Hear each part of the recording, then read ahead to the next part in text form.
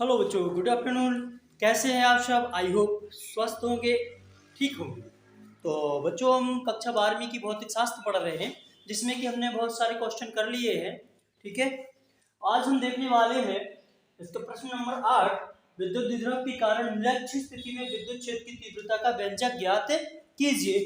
Most important है student कि दो क्वेश्चन में से एक क्वेश्चन हर बार आता है, एक तो अक्षीय स्थिति में और एक निरक्षीय स्थिति में। देखिए, अक्षीय स्थिति और निरक्षीय स्थिति, जैसे मान के चलिए कोई बिंदु ये है, अगर हम इसी की स्थिति में दिशा में जा रहे हैं, ठीक है, इस साइड जा रहे हैं, तो वो कहलाता उसी अक्ष के समांतर। ठीक है, मतलब उस बिंदु के उसी में, मतलब अक्षीय स्थिति में कोई बिंदु अक्ष पर यहाँ पर रखा हुआ था, उसी की स्थिति में, तो अक्षीय स्थिति में, ठीक है, जिसके हमने विद्युत क्षेत्र की तीव्रता क्या देखी थी स्टूडेंट? E बराबर 1/4 पाई एप्सिलॉन 0 और Q upon P upon R Q Newton प्रति कूलम, ये वाली थी है। ठीक है, अब हमको देखना है, ये अक्ष था हमारा, ठीक है, ये क्या था? हमारा अक्ष था, ये एक्स अक्ष था, ये वाई अक्ष था। अब ये हमें क्या कह रहा है कि निरक्षीय स्थिति में, ठीक है, निरक्षीय स्थिति में विद्युत क्षेत्र की तीव्रता। तो देखिए, हमें अब अक्ष की स्थिति दिशा में नहीं जाना है, हमें जाना है निरक्षीय, मतलब इस अक्ष से दूर, अक्ष से दूर। ठीक है, तो आइए इस वीडियो में हम इसको देखेंगे, लेकिन आप पे लास्ट तक देखिए, तभी आपको समझ में आएगा। डियर, मोस्ट इंपोर्टेंट क्वेश्चन है ये। ठीक है, और अच्छा, द्विध्रुव तो पता है ना आपको? विद्युत द्विध्रुव क्या था? किसी भी ऐसा निकाय, देखिए हमने विद्युत द्विध्रुव को देखा था, ऐसा निकाय ये, यानी -q और +q दो आवेश होते थे। तो विद्युत द्विध्रुव की क्या परिभाषा थी, डेफिनेशन थी स्टूडेंट, कि ऐसा निकाय जिसमें दो बराबर परंतु विपरीत, देखिए, दो बराबर परंतु एक माइनस का एक प्लस का है, दो बराबर परंतु विपरीत आवेश एक अल्प दूरी पर हो तो उसे विद्युत द्विध्रुव कहते हैं। ठीक है डियर, लेकिन हमको निकालना है अब विद्युत द्विध्रुव के कारण निरक्षीय स्थिति में विद्युत क्षेत्र की तीव्रता। तो आइए इसको समझते हैं। पहले हम बना लेते हैं इसका डायग्राम। देखिए बच्चों, ये इसका डायग्राम है। देखिए क्या है, अपन ने मान लिया कि जो ए और बी है एक द्विध्रुव, ठीक है, एक विद्युत द्विध्रुव है जिसपे -q तथा +q आवेश स्थित है। ठीक है डियर, अब हमें इससे r दूरी पर, यानी देखिए ये जो हमारा द्विध्रुव है, द्विध्रुव की हमें स्थिति, मतलब उसी के अक्ष में नहीं निकालना है, हमको निकालना है अक्ष से विपरीत जाना है। ठीक है, तो ये कहलाता है निरक्षीय स्थिति। तो हम कहाँ गए? फिर अक्ष से दूर गए, ऊपर की ओर। ठीक है, यहाँ पे कोई अन्य बिंदु P लिया, जिस पर हमको क्या करनी है? विद्युत क्षेत्र की तीव्रता निकालनी है। ठीक है डियर, तो इसको P को हमने इस A से और इस B से, देखिए इस P को हमने A से मिला दिया और B से मिला दिया। यहाँ पे -q आवेश था, यहाँ पे +q आवेश था। ठीक है, इसको इस तरीके से मिला दिया। अब इस मध्य बिंदु O से, जो द्विध्रुव था हमारा ये भी, इससे मध्य बिंदु O से r दूरी पर एक अन्य बिंदु P लेते हैं, जिस पर हमें विद्युत क्षेत्र की तीव्रता निकालनी है डियर। ठीक है, तो आइए हम इसकी थ्योरी लिख लेते हैं। क्या कहेंगे? माना कि, अच्छा बगल में नीचे लिखना है हमको, माना कि ये भी एक क्या है? विद्युत द्विध्रुव। माना कि ये भी एक विद्युत द्विध्रुव है जिस पर +q एवं -q आवेश स्थित है, या +q तथा -q आवेश से बना है, ऐसा भी बोल सकते हैं अपन। तो एक विद्युत द्विध्रुव है जिस पर +q तथा -q आवेश स्थित है, तथा द्विध्रुव के बीच की दूरी 2a है। 2a मतलब यहां से यहां तक की दूरी डियर हमने कितनी मानी है? 2a total. अब 2 इसलिए मानी है डियर हमने, देखिए हमको क्या करना है? विद्युत क्षेत्र की तीव्रता निकालनी है, यानी हमको निकालना है AP का मान और BP का मान। ठीक है, तो यहां से जो होगा ये चूंकि हमने 2a मान लिया, तो ये मध्य बिंदु है तो बढ़ जाएगा, यानी यहां से यहां तक की दूरी a, ठीक है, और यहां से यहां तक की दूरी भी कितनी हो जाएगी? a के मिलकर कितना हो जाएगा? टोटल 2a हो जाएगा। तो इसमें हमें बहुत सहूलियत होगी। अगर हम सपोज कीजिए कि यहाँ पे a बस लेते, तो फिर अगर a की दूरी आधी आधी करते, तो ये होती थी यहाँ से यहाँ तक a/2 और ये भी होती a/2, जो कि हमको कैलकुलेशन करने में परेशान करता है। ठीक है डियर, तो हमने द्विध्रुवागुण की जो दूरी है वो कितनी मान ली है? 2a मान ली है। ठीक है, अब हमको क्या करना है डियर? हमें निकालना है अक्षीय स्थिति में, हमको क्या बोला है कि बीच की दूरी 2a तथा द्विध्रुव के मध्य बिंदु, द्वि जो हमारा द्विध्रुव ए बी है इसके मध्य बिंदु ओ से आर दूरी पर निरक्षीय स्थिति में, ठीक है, लिखना पड़ेगा निरक्षीय स्थिति में, द्विध्रुव ए बी के मध्य बिंदु ओ से निरक्षीय स्थिति में, ओ से निरक्षीय स्थिति में आर दूरी पर एक अन्य बिंदु P लेते हैं जिस पर क्या करना है हमको बच्चों, जिस पर विद्युत क्षेत्र की तीव्रता ज्ञात करनी है, विद्युत क्षेत्र की तीव्रता ज्ञात करनी है, ठीक है डियर। अब वही करना है हमें जो हमने अक्षीय स्थिति में किया था कि एक बार प्लस क्यू आवेश लिया था, एक बार माइनस क्यू आवेश लिया था, ठीक है। क्यू ज्ञात करनी है, अतः प्लस क्यू आवेश के कारण, प्लस क्यू आवेश के कारण बिंदु P पर विद्युत क्षेत्र की तीव्रता, विद्युत क्षेत्र की तीव्रता, इसको यहां पर करते हैं डियर, नहीं तो आपको दिखेगा नहीं, विद्युत क्षेत्र की तीव्रता E1 बराबर क्या हो जाएगी 1/4 pi epsilon 0 into q upon r square होता था, ठीक है। तो हमको आर स्क्वायर नहीं लेना, यहाँ पे हमें लेना है जो हमने प्लस क्यू आवेश लिया है यानी बी से पी की दूरी निकालनी है, ठीक है। तो यहाँ से क्या हो जाएगी बीपी, ये दूरी कितनी होगी डियर बीपी का स्क्वायर, ये दिशा कहाँ से होगी बच्चों बी से पी की ओर होगी, बीपी दिशा में हमको विद्युत क्षेत्र की तीव्रता निकालनी है, ठीक है डियर। अब ये समस्या ये आ रही कि भैया यहाँ से यहाँ तक तो, यहाँ तक का मान तो है हमारा कितना है ए, और ये भी मान दिया गया है हमको क्योंकि हमने मध्य बिंदु ओ से आर दूरी से एक अन्य बिंदु पी लिया था, तो मतलब कि ये भी दूरी है ये भी है, अब हमको ये निकालनी है। देखिए ये हमने लंब डाला था, इसका मतलब है यहाँ पे कितने अंश का कोण बन रहा है डियर 90 अंश का। अब जैसे ही एक कोण 90 अंश का बना, आपको याद हो आ गया होगा कक्षा 10वीं का समकोण त्रिभुज, ठीक है डियर। जब भी समकोण त्रिभुज में दो भुजाएं दी रहती हैं तो हम तीसरी भुजा कैसे निकालते थे पाइथागोरस प्रमेय से।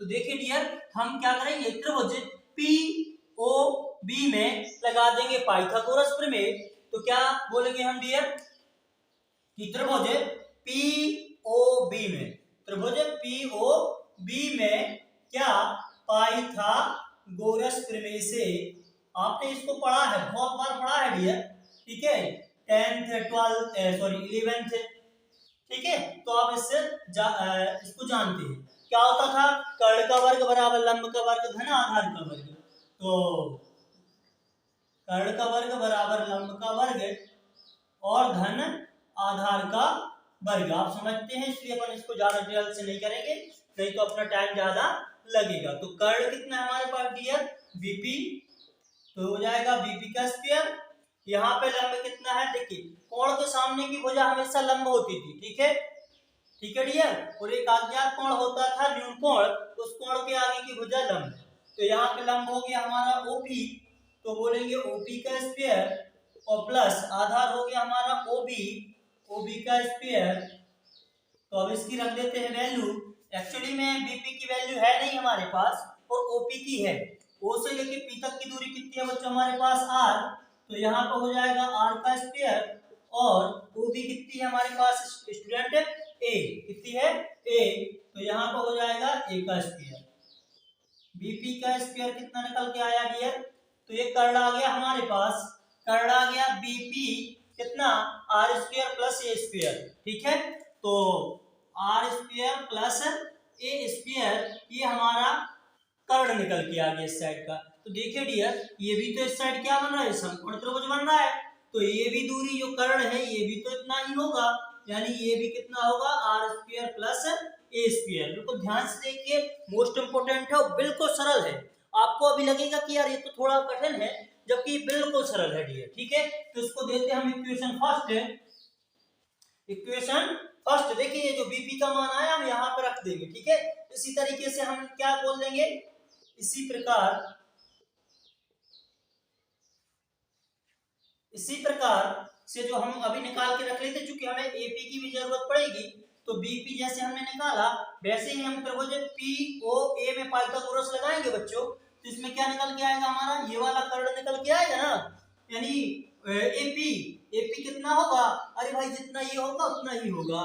तो इसी प्रकार अपन बोल सकते हैं कि एपी का स्क्वायर बराबर r square plus a square.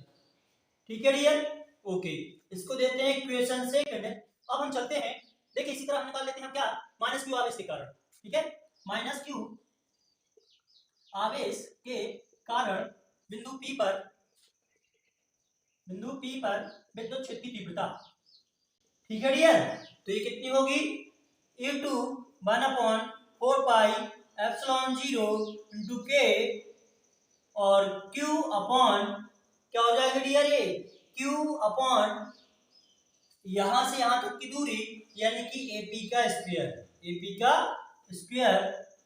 ठीक है, समीकरण 3। अब इनमें हम रख देते हैं, यहाँ पर रख देते हैं बीपी का मान, यहाँ पर रख देते हैं एपी का मान, तो एक फाइनल समीकरण मिल जाएगा हमें। तो हम क्या करते हैं डियर, समीकरण 1, देखिए इसको देना था हमको इक्वेशन फर्स्ट है, और इनको रहने देते हैं हम, क्योंकि नहीं तो ज्यादा इक्वेशन हो जाएंगी, और इसको देते हैं हम सेकंड। ठीक है, तो हम क्या बोलेंगे कि समीकरण 1 व समीकरण 2 में एपी स्क्वायर एवं एपी क्या बीपी स्क्वायर का मान रखने पर तो क्या होगा डियर, E1 हमारा कितना बनेगा, E1 बनेगा 1/4πε0 इंटू के और Q upon r square plus यहाँ पर रखना है बीपी स्क्वायर। देखिए ये पूरा बीपी स्क्वायर का ही मान है, तो आप कंफ्यूज मत होइए, डायरेक्ट ये आ जाएगा r square plus a square. ठीक है, और इसी तरीके से यहाँ पे जब हम रखेंगे E2 में, तो इसी प्रकार E2 भी कितनी होगी डियर हमारे पास, ये भी वही होगी 1/4πε0 इंटू के और Q upon r square plus a square. ठीक है, ये हो जाते हैं हमारे पास समीकरण 1 और 2, यानी इसको नेक्स्ट दे देते हैं 3 और इसको दे देते हैं हम 4। ठीक है डियर, आई होप यहां तक आपको समझ में आया होगा क्लियरली। बहुत ही इंपॉर्टेंट क्वेश्चन है और आता भी है, इस बार आएगा। ठीक है, तो चलिए हम इसको आगे देखते हैं। यहाँ पे E1 E2 के मान आ गए। अब थोड़ी सी कहानी है डियर, यहाँ पे जो हमारे पास जो घटक होते हैं, मतलब जो हमें यहाँ पे विद्युत क्षेत्र की तीव्रता E निकालनी थी, तो इसको यहाँ पे हमें घटकों में बांटना पड़ता है, वियोजित करना पड़ेगा। ठीक है, यानी E को E1 cos theta, E2 cos theta. तो चलिए डियर आप थोड़ा सा पेशेंस रखिए, वीडियो थोड़ा लंबा होगा क्योंकि हमें समझाना पड़ रहा है, लेकिन जब आप समझ जाएंगे तो मैं गारंटी देता हूँ आप 5 मिनट से भी कम समय में इसको हल कर लेंगे। ठीक है, तो देखिए अब जो E1 की कहानी थी डियर, तो हम क्या करते हैं, जो विद्युत क्षेत्र की तीव्रता है यानी तीव्रता E1 को समकोणिक घटकों में बांटने पर या वियोजित करने पर तो यहाँ पे 2 घटक हुए। देखिए क्षैतिज घटक हुआ हमारा E1 cos थीटा, ऊर्ध्वाधर घटक हुआ E1 sin थीटा। तो 2 भागों में बढ़ गया हमारा E1, यानी कि एक हुआ हमारा ये ऊर्ध्वाधर क्षैतिज होगा भैया। ठीक है, और ये जो सीधा जा रहा है इसको ऊर्ध्वाधर बोलते हैं। हम अक्ष पढ़े थे ना, 2 अक्ष पढ़ रहे थे हम, एक ऊर्ध्वाधर अक्ष और एक क्या था हमारा क्षैतिज अक्ष। ठीक है, 9th 10th में। तो क्षैतिज घटक क्या हो जाएगा हमारा डियर, क्षैतिज घटक E1 बराबर E1 cos थीटा और ऊर्ध्वाधर घटक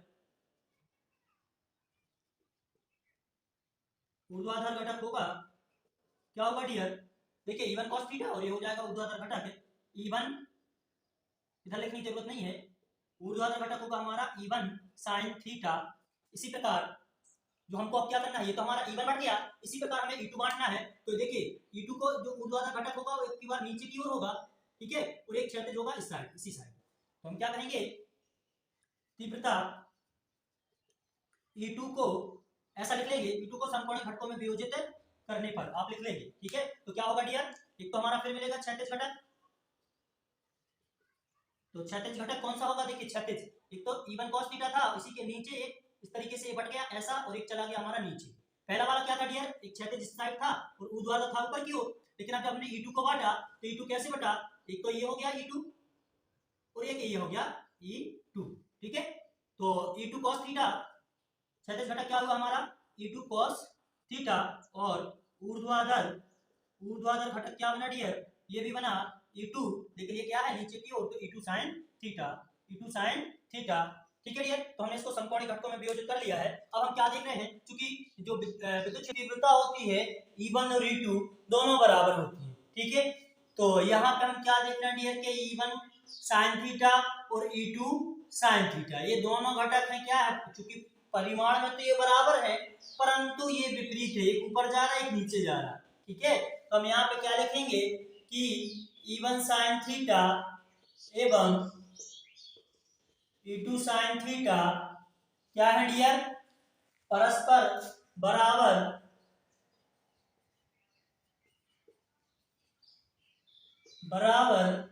एवं विपरीत है, विपरीत दिशा में है। तो ये कभी जुड़ेंगे नहीं डियर, ठीक है, क्योंकि एक ऊपर जा रहा है एक नीचे जा रहा है, कभी जुड़ेंगे नहीं। विपरीत दिशा में है, परस्पर बराबर एवं विपरीत दिशा में है, जो एक दूसरे को क्या कर देते हैं, निरस्त कर देते हैं, एक दूसरे को निरस्त कर देते हैं, ठीक है डियर। तब जो हमारी परिणामी विद्युत क्षेत्र की तीव्रता होगी वो किस किस से होगी, क्षैतिज घटकों से मिलकर बनेगी, ठीक है डियर। क्या हमारा E1 cos थीटा उसी दिशा में जा रहा है और E2 भी जा रहा है, तो जो हमारी परिणामी तीव्रता होगी, तब परिणामी तीव्रता वो होगी डियर दोनों घटकों को जोड़कर, यानी कि E बराबर तो E1 cos theta plus E2 cos theta.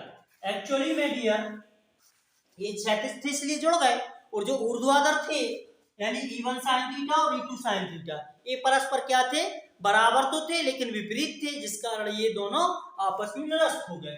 तो यहाँ पे एक्चुअली में क्या होता है डियर, सॉरी, E1 और E2 दोनों क्या होती है इस बिंदु पर बराबर होती है। जो विद्युत क्षेत्र की तीव्रता होती है यहाँ पर, चूंकि ये विद्युत क्षेत्र होता है किसी आवेश का, तो यहाँ पे विद्युत क्षेत्र की तीव्रता इक्वल होती है, तो इस कारण क्या हो जाएगा डियर, E1 इक्वल E2 दोनों बराबर हैं, तो हम इसको बोल सकते हैं E1 cos theta plus E2 को भी E2 के स्थान पर रख सकते हैं E1, तो E1 cos थीटा, इन दोनों को ऐड किया तो एक E1 cos थीटा एक E1 cos थीटा, टोटल कितना हुआ डियर, 2E1 cos थीटा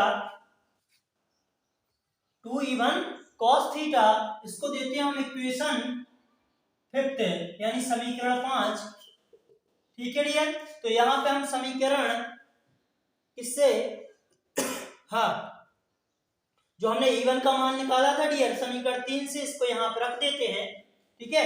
अच्छा एक बात और ध्यान दीजिए, यहाँ पे हमको cos थीटा का मान भी चाहिए, E1 को तो है ही हमारे पास, हमको एक चीज और चाहिए cos थीटा की, तो हम उसको निकाल लेते हैं। हमारे पास जो त्रिभुज है POB यानी ये समकोण त्रिभुज है, ये कर्ण है ये लंब है ये आधार है, तो इसी में हम लगा देते हैं cos थीटा। चूंकि cos थीटा क्या होता था, याद करिए त्रिकोणमिति में लाल बटे कक्का से बोलेंगे हम, क्योंकि त्रिभुज POB में बोल सकते हैं हम POB से cos थीटा की वैल्यू निकालेंगे। cos थीटा का मान क्या होता था डियर, देखिए लाल बटे कक्का, ये ट्रिक थी हमने पढ़ी थी, लाल बटे कक्का ये 10th में पढ़ी थी। ये वाली वैल्यू थी साइन की, लंब बटे कर्ण ये थी cos की, आधार बटे कर्ण और ये थी tan की। तो cos थीटा क्या होगा डियर, आधार बटे कर्ण, तो आधार की वैल्यू कितनी है डियर, ये आधार है a बटा कर्ण a है, r² प्लस a² ठीक है, तो ये cos थीटा की भी वैल्यू आ चुकी है। तो अब हम क्या करते हैं डियर, समीकरण जो हमारा 5 है उसमें E1 का और cos थीटा का रख देते हैं मान। तो क्या बोलेंगे हम, समीकरण 5 में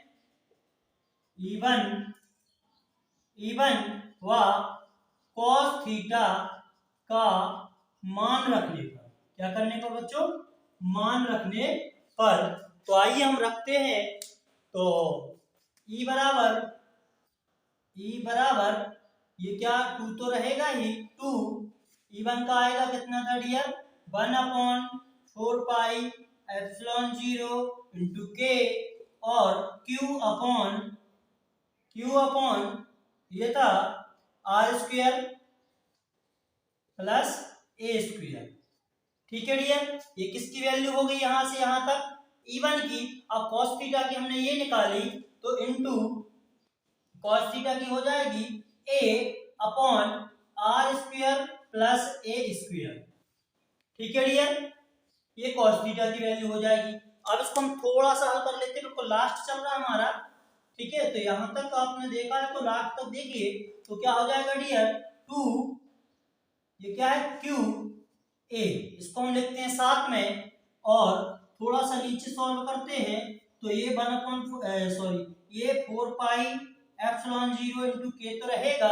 देखिए ध्यान से, r square plus a square, r square plus a square, तो ये क्या होगा बच्चों, ये हो जाएगा r square plus a square, एक डिब्बा ये एक डिब्बा ये है, डबल है, तो इसका हो जाएगा होल स्क्वायर, यानी संपूर्ण वर्ग हो जाएगा बच्चों। देखिए अब जो 2QA था, चूंकि 2QA बराबर होता है P, क्या है ये P, ये P है बच्चों द्विध्रुव आघूर्ण, हमने इससे पहले वाले व्यंजक में देखा था, ये क्या था, द्विध्रुव आघूर्ण। ठीक है, तो इसकी जगह पे हम P रख सकते हैं और इसकी जगह पे यही रहेगा। ठीक है, तो हमारा फाइनल व्यंजक क्या बना डियर, E बराबर ये बना हमारा 1 अपॉन को अलग कर लीजिए, 1/4 पाई एप्सिलॉन 0 इंटू के, और इसकी वैल्यू कितनी हो जाएगी dear, P upon r square plus a square का संपूर्ण वर्ग, ये हो जाएगा हमारा न्यूटन प्रति कूलम। तो बच्चों यही हमारी क्या हुई, फाइनल विद्युत क्षेत्र की तीव्रता हो गई निरक्षीय स्थिति में। लेकिन थोड़ी सी कंडीशन और है, जो यहाँ पे दूरी लेते हैं हम वो बहुत ही अल्प दूरी होती है, तो क्या करते हैं हम इसको थोड़ा सा और हल करना पड़ेगा हमको, क्योंकि जो L है जो A है, क्योंकि A very less than R, मतलब जो A है ये R की अपेक्षा बहुत ही छोटा है, अतः R को A को हम क्या करते हैं, नगण्य मान लेते हैं। A को नगण्य का मतलब होता है डियर ना के बराबर, नगण्य मान लेते हैं, तब क्या होगा, तब होगा E बराबर 1/4 पाई एप्सिलॉन 0 इंटू के, और P अपॉन, देखिए जो R था A था, A की वैल्यू को हम क्या मान रहे डियर, नगण्य ना के बराबर, तो आर स्क्वायर का होल स्क्वायर हो गया, आर स्क्वायर का संपूर्ण वर्ग हो गया। ठीक है डियर, सॉरी, तो ये आर स्क्वायर का संपूर्ण वर्ग हो गया, यानी कि हो गया कितना, 1/4 पाई एप्सिलॉन 0 इंटू के, और ये हो गया P अपॉन R 2 दूनी 4 की घात, R पे 4 की घात। तो ये हमारा फाइनल न्यूटन प्रति कूलम ये हो गया। अब हमको देखना है इसकी एसआई पद्धति और सीजीएस पर। थोड़ी सी मिस्टेक हो गई इसमें, देखिए यहाँ पर जो हमारा cos थीटा था, ये cos थीटा की वैल्यू क्या निकलेगी, आधार बटे कर्ण। तो देखिए बच्चों ये बीपी स्क्वायर का मान था, थोड़ा सा ध्यान दीजिए और कुछ नहीं, ये क्या था बीपी स्क्वायर का, लेकिन हमको चाहिए था कर्ण, तो इसमें क्या लगेगा, ये वर्गमूल लगेगा डियर, क्या लगेगा, वर्गमूल लगेगा जब ये हमारा कर्ण का मान निकलेगा। तो यहाँ पे हम वर्गमूल लगा देते हैं, और वर्गमूल यानी जैसे लिखा है 3, वर्गमूल 3, तो इसका मतलब होता है वर्गमूल का 3 पे 1/2 की घात। वर्गमूल का मतलब होता है 1/2। ठीक है डियर। तो यहाँ पे हम क्या कर देते हैं, यहाँ पे हम कर देते हैं 1/2। ठीक है डियर, बस और कुछ नहीं होना है। जो कॉस की वैल्यू थी वो थी a/r² प्लस a² 1/2। ठीक है, तो यहाँ पे थी 1/2 की घात और यहाँ पे थी 1 की। तो 1 धन 1/2 जब हम जोड़ेंगे बच्चों तो 2 एकम 2 और 1 3 यानी 3/2। यानी जो फाइनल घात आएगी वो कितनी आएगी बच्चों, थोड़ा सा इसमें करेक्शन कर लीजिए, 3/2 की घात। 3/2 की घात। तो यहाँ पे जब हम आगे जाएंगे डियर, यहाँ पे भी कितनी होगी ये 3/2 की घात। तो यहाँ पे देखिए क्या होगा 3/2, तो इस 2 से ये 2 कट जाएगा तो r पे घात बचेगी बच्चों 3 की न्यूटन प्रति कूलम। ठीक है बच्चों, अब हमको देखना है इसकी एसआई पद्धति में और सीजीएस पद्धति में। तो एसआई पद्धति में क्या हो जाएगा, k बराबर 1 यानी तो E बराबर 1/4πε0। k की वैल्यू क्या रख देंगे डियर हम 1। वायु और निर्वात में k का मान कितना होता है 1। तो हो जाएगा P/r³, ये हो जाएगा न्यूटन प्रति कूलम। और सीजीएस पद्धति में क्या हो जाएगा बच्चों, सेम रहेगा लेकिन न्यूटन का क्या हो जाएगा न्यूटन। ठीक है, और कूलम स्टेप कूलम और न्यूटन का क्या हो जाएगा डाइन। यानी क्या हो जाएगा E बराबर 1/4πε0 P/r³। न्यूटन का क्या होता है सीजीएस में डाइन और कूलम का क्या होता है डियर स्टेप कूलम। तो ये हमारा फाइनल व्यंजक होता है 4 नंबर आपके पक्के डियर। ठीक है, आई होप आपको ये सवाल, ये व्यंजक बहुत अच्छे तरीके से समझ में आ गया होगा। और अगर हमारी मेहनत थोड़ी सी भी आपको सही लगती है कि सर आप सही कर रहे हैं, तो इसके लिए वीडियो के लिए लाइक कर दीजिए और इस वीडियो को अपने दोस्तों के साथ शेयर जरूर कीजिए।